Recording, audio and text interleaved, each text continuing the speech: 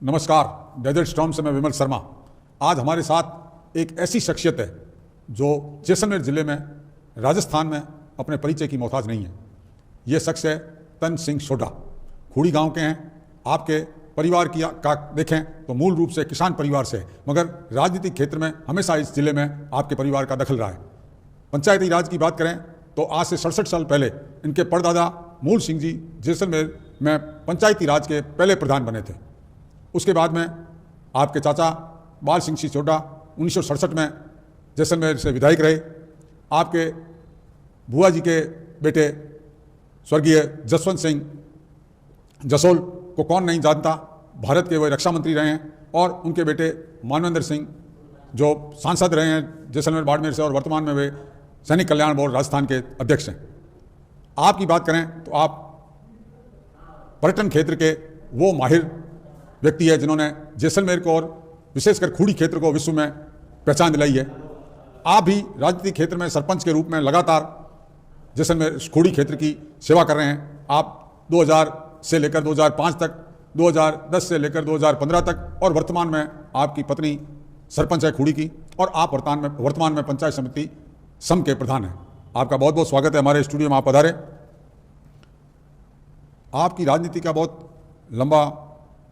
लंबी लाइन है। आपके पूरे परिवार में सब लोग राजनीति से जुड़े हैं। आप राजनीति के साथ साथ पर्यटन से जुड़े रहे हैं। आपका प्रधान बनने की क्या कहानी है?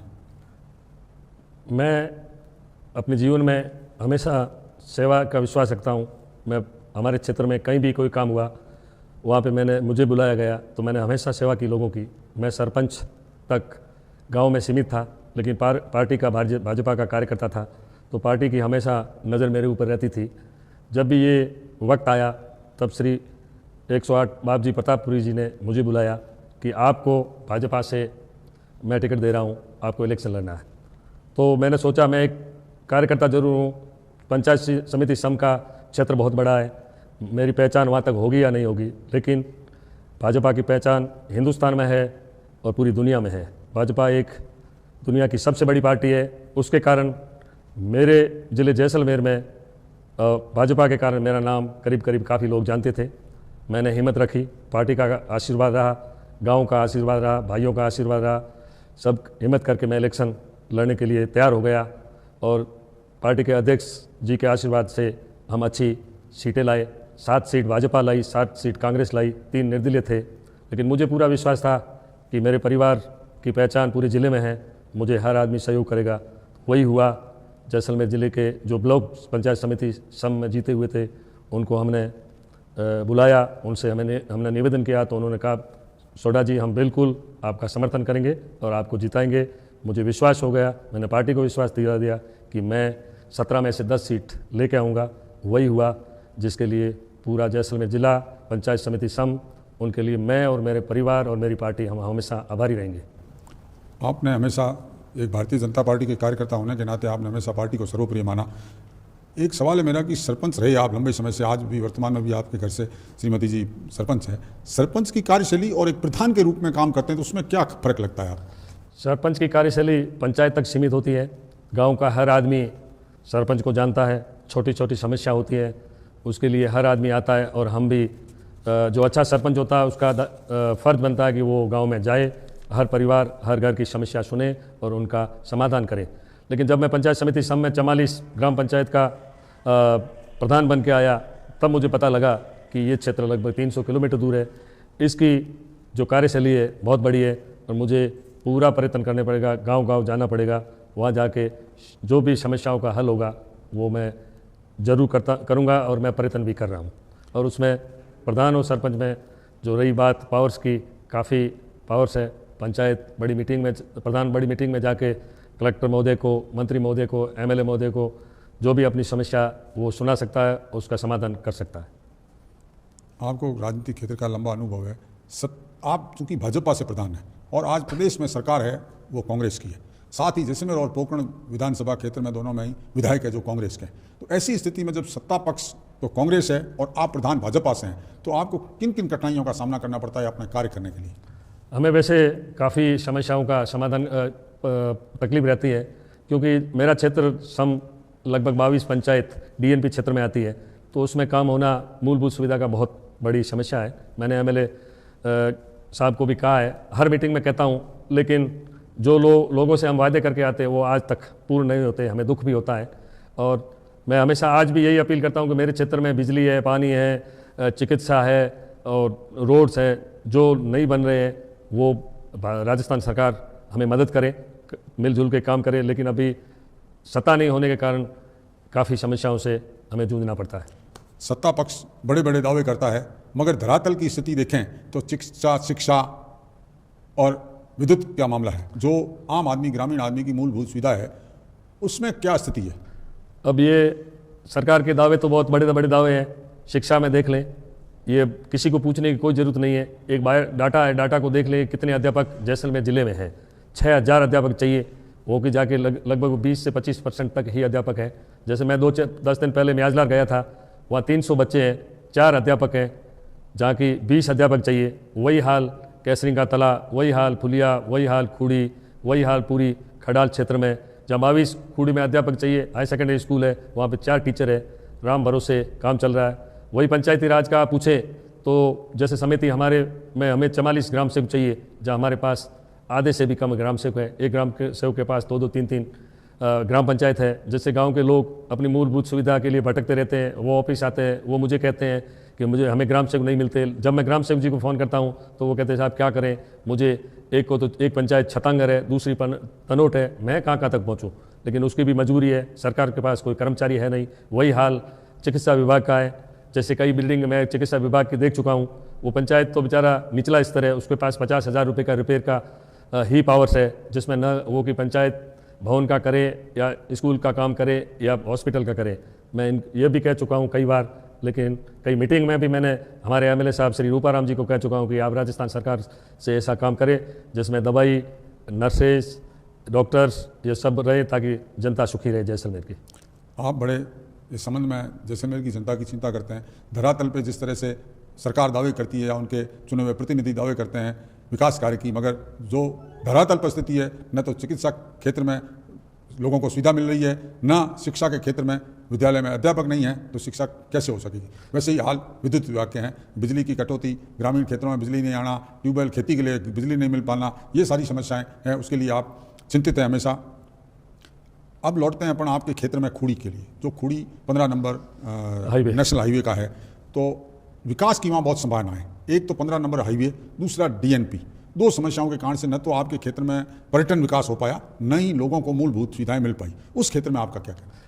हमने बड़ी मीटिंगों में श्री गजेंद्र सिंह जी शेखावत, हमारे सांसद जैसलमेर बाड़मेर के, इनके सबके सामने वह रूपाराम जी, साले मामा जी, हमारे वर्तमान में एमएलए, इनको सबको मैंने निवेदन किया है कि हम डीएनपी क्षेत्र में हमारी मूलभूत सुविधा पे बहुत ही बड़ा फर्क है, हमारा कोई विकास नहीं हो रहा है। आपसे निवेदन है कि आप आगे से आगे ये करें। हम 2 साल से बन के आ गए हैं, आज तक तो मैंने ऐसा कुछ नहीं देखा है।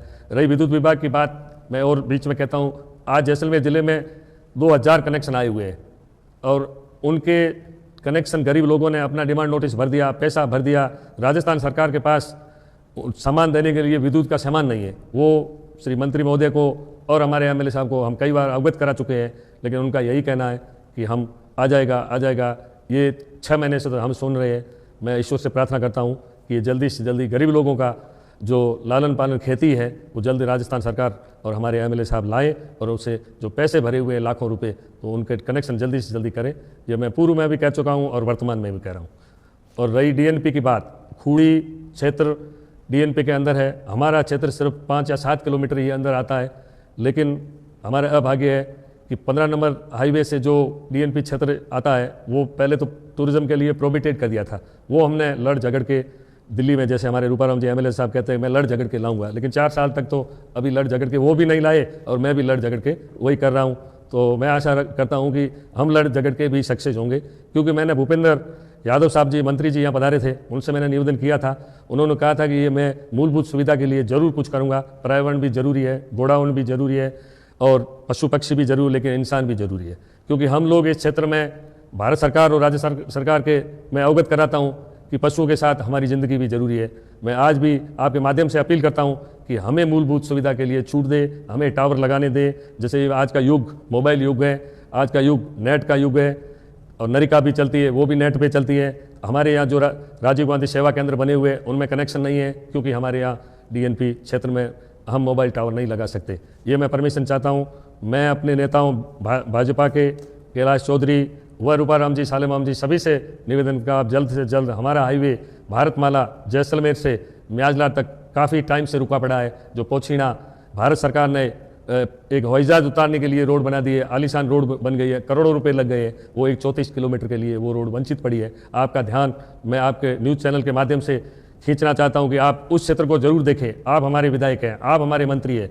इस क्षेत्र में जो 22 पंचायतें हैं वो जैसलमेर जिले के हर नागरिक को सुविधा मिले, वैसे ही मैं कामना आपसे करता हूँ। आप अपने क्षेत्र के प्रति, आपने क्षेत्र की समस्याओं के प्रति बहुत चिंतित हैं। एक बात और है पर्यटन को क्षेत्र को लेकर, सम और खूड़ी की जब तुलना होती है तो सम में तो बहुत उसको बढ़ावा दे के आगे बढ़ाया गया। खूड़ी में सिर्फ आपने अपने परिवार ने मिलकर, जिस तरह से पहले भी मरु मेले का एक दिवस आपके वहाँ कार्य हुए थे, उसी तरह आपने प्रयास करके और करवाए।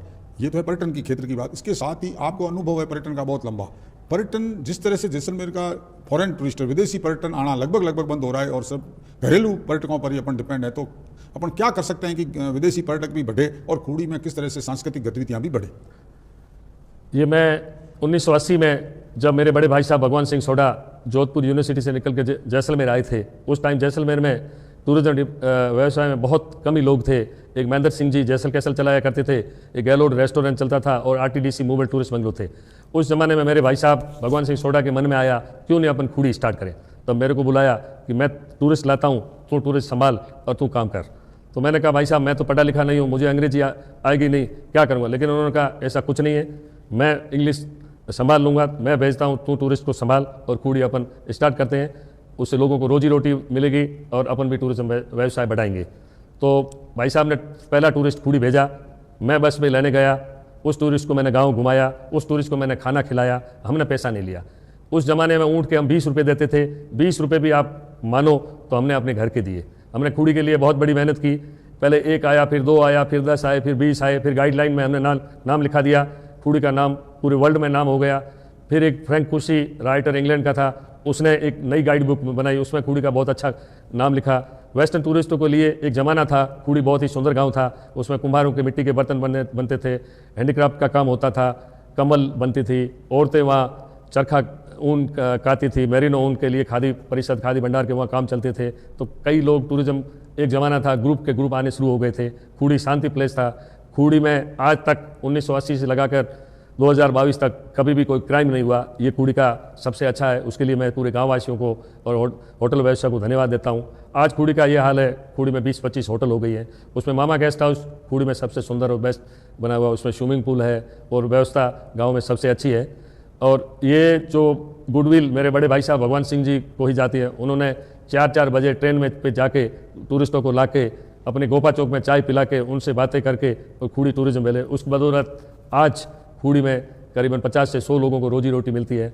लेकिन बड़ा दुर्भाग्य की बात है कि भारत सरकार व राजस्थान सरकार ने खूड़ी का टूरिज्म, खूड़ी की तरफ कभी अपना झुकाव नहीं रखा। उनका झुकाव हमेशा सम की तरफ था। उन्होंने आज से 20 साल पहले बड़ी रोड बना दी, तो पहला तो plus point some sand dunes का सम का वही हुआ जो रोड अच्छी थी। फिर आरटीडीसी का बंगला बना तो भी सम में बना, और मरु मेले डेजर्ट फेस्टिवल लगे वो भी सम में लगे। मेरे भाई साहब ने अपने बलबूते पे 2 फेस्टिवल लगाए गए। अभी वर्तमान में जो पहले कलेक्टर हमारे प्रतिभा सिंह पाटिल थे, उनसे मिलकर गाँव वासियों ने, गजय सिंह सोडा मेरा भतीजे, उन्होंने कहा हम पैसा लगाते हैं लेकिन हम खूड़ी को डेवलपमेंट करना चाहते हैं, हम लोग मदद करें। तो मुझे खुशी है खूड़ी के नए यंग नौजवानों ने मिलके, फिर राजस्थान सरकार ने भी कुछ मदद की, तो 2 बार फेस्टिवल लग चुके हैं। आने वाले टाइम में मैं फिर कोशिश करता रहूँगा। सभी होटल व्यवसाय और गाँव वासियों से कहूँगा हम सब मिलकर सरकार से भी विनती करेंगे, जैसे आप सब में डेजर्ट फेस्टिवल करते हैं उसी प्रकार खूड़ी में भी रखें, ताकि टूरिज्म बढ़ेगा तो रोजी रोटी गांव की बढ़ेगी, गांव की रोजी रोटी बढ़ेगी तो देश की बढ़ेगी, जैसलमेर जिले की इकोनॉमी बढ़ेगी। आज मेरा यही विनती है, जैसलमेर कलेक्टर जो अभी आए हैं नए, लेकिन वो टूरिज्म व्यवसाय से बहुत ही परिचित है, एक्टिव है, उनसे मेरा निवेदन रहेगा कि आप खूड़ी का भी ध्यान रखें, आने वाले टाइम को खूड़ी को भी डेवलप करें। हम भूपेंद्र यादव साहब से मिले हैं तो मेरा पूरा विश्वास है कि जल्द ही खूड़ी की यह हाईवे भारतमाला भी बन जाएगी, तो आने वाला टाइम खूड़ी के लिए बहुत अच्छा होगा। मैं ये राजस्थान सरकार से भी निवेदन करता हूँ। चाय पे चर्चा पे हम चंद सिंह सोडा से बात करें। अब तक उन्होंने हमारे सवालों के इस तरह से जवाब दिए जैसे उनको जैसलमेर की जनता, जैसलमेर के पर्यटन और यहाँ के बासिंदों के लिए बहुत दर्द है। उन्होंने अपनी एक बार फिर हमारे साथ है तन सिंह सोढा। हम आपसे अब राजनीतिक क्षेत्र के, उनके निजी राजनीतिक क्षेत्र के सवाल पूछेंगे। सबसे पहला सवाल तो ब्रेक के बाद मेरा ये रहेगा कि आपने कहा कि भाजपा का मैं एक सच्चा सिपाही हूँ और भाजपा जिस तरह से 16 करोड़ 20 करोड़ सदस्यों के साथ विश्व की सबसे बड़ी पार्टी है और इस बार ये माना जाता है कि जो स्थिति बनी हुई है कि जिसको भाजपा की टिकट मिलेगी वो लॉटरी होगी, मतलब उसकी टिकट के साथ ही जीत तय मानी जाएगी। तो आप, और दूसरी बात एक और के राजनीति में क्षेत्र में जो आता है, जैसे आप सरपंच से प्रधान बने तो राजनीतिक क्षेत्र में आप अगर विधायक की टिकट मिलती या विधायक बनने का आप किस तरह से प्रयास करेंगे? जी नमस्कार। मैं भाजपा का कोई भी कार्यकर्ता जिसको पार्टी टिकट देगी उनके साथ में रहूँगा। मेरा तन मन धन जो लगेगा मैं दिन रात एक करके वो भारतीय जनता पार्टी का ही विधायक होगा, ये मुझे पूरा विश्वास है। जैसे ज़िले में काफ़ी लोग भाजपा के कार्यकर्ता हैं, हम सब कार्यकर्ता हैं। छोटू सिंह जी का नाम आता है, सांग सिंह जी का नाम आता है, विक्रम सिंह जी का नाम आता है और हमारे छुग सिंह जी का सोडान से नाम आता है। और मुझे भी जयपुर से कॉल आया था कि आपकी क्या एज है, कैसे है, तो मैंने कहा मैं तो सिपाही हूँ, पार्टी जो तय करेगी वो हमें तय। हाँ, रही बात सरपंच से मैं प्रधान तक पहुँचा हूँ।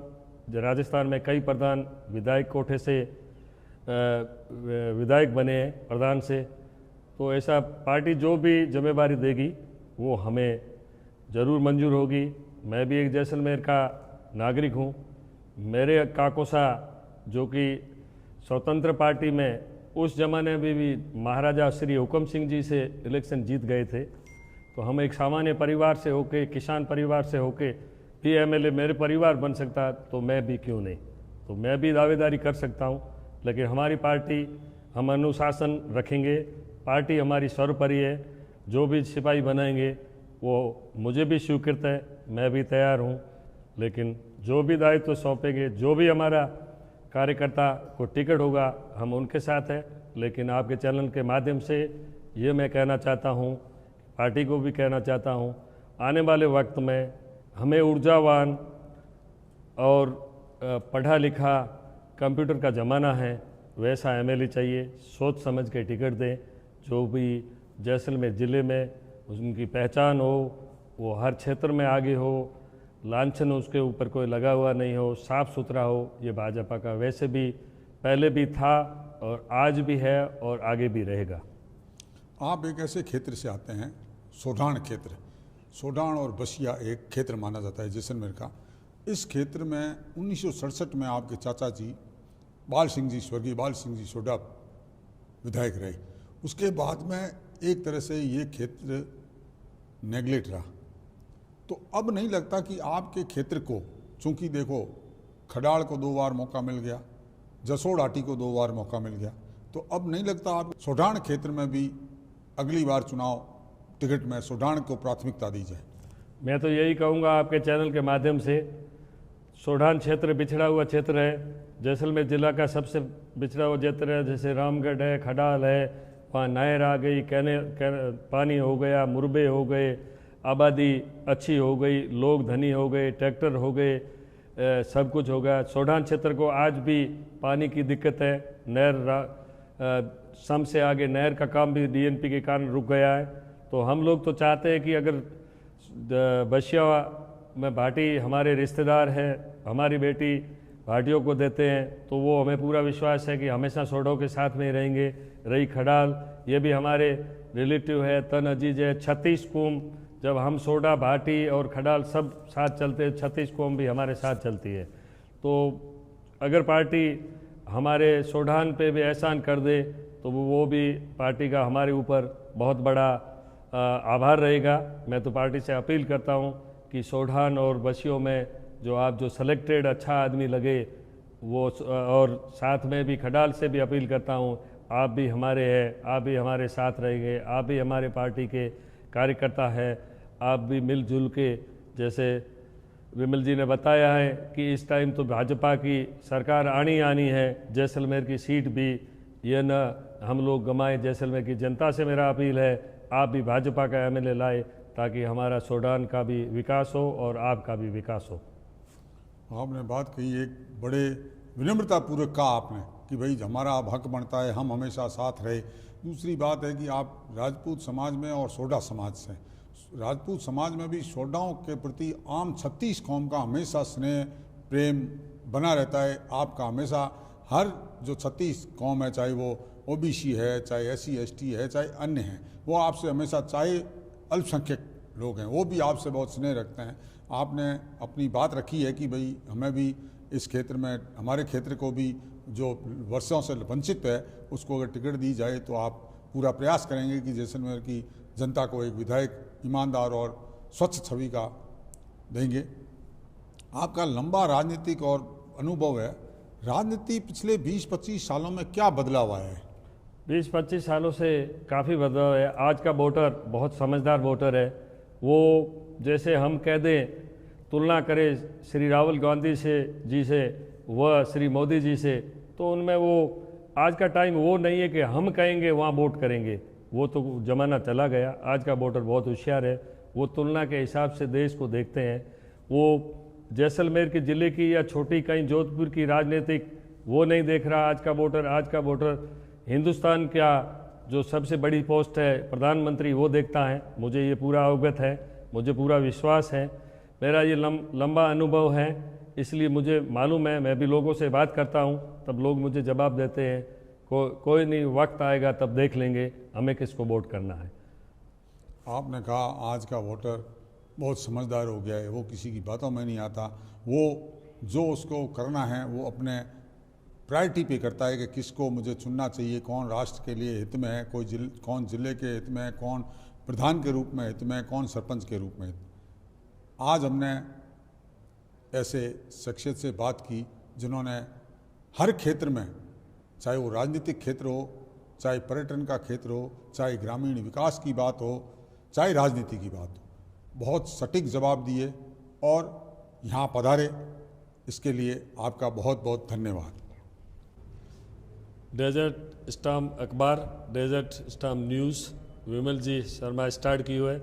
मारी ईश्वर ने प्रार्थना है कि बहुत आगे बढ़े, फले फूले। जैसलमेर में बहुत अच्छो अखबार है और मन पूरा विश्वास है कि विमल जी हमेशा सच्ची न्यूज़ और निष्पक्ष लिखी करे। तो भगवान प्रार्थना की हमेशा आगे बढ़ते रहे और बढ़ से।